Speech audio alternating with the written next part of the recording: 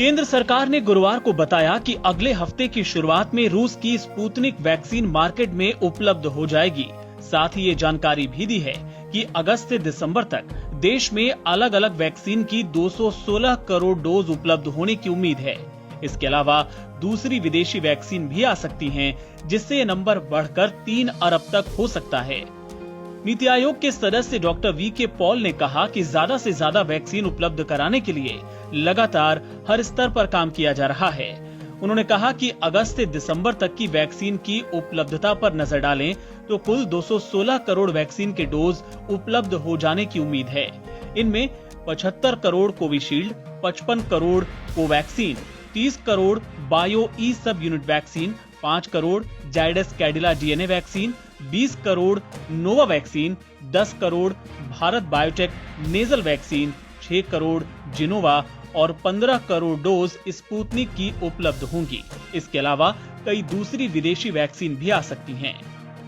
Sputnik vaccine देश में आ गया है और आज मुझे ये कहते हुए खुशी है कि अगले हफ्ते हमें उम्मीद है कि Sputnik vaccine will be available in the market.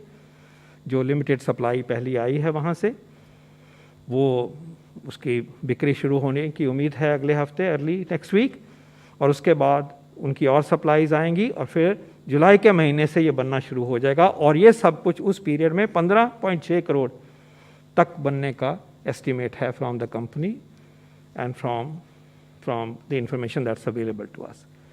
अगस्त और दिसंबर के बीच में 216 करोड़ अगर हम इस सीन को लेकर चले डोजेज भारत में निर्मित होंगी।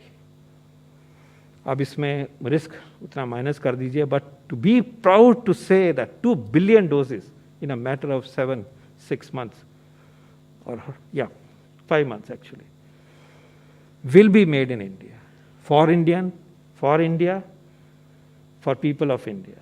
तो इसमें कोई दो राय नहीं होनी चाहिए कि vaccine will be available for all as we move forward. देश में 18 साल और इससे ज्यादा उम्र की आबादी 95 करोड़ है। सबकी डोज मिलाकर करीब 2 अरब डोज की जरूरत पड़ेगी। डॉक्टर पॉल ने कहा कि जो वैक्सीन आ रही हैं वो पर्याप्त होंगी।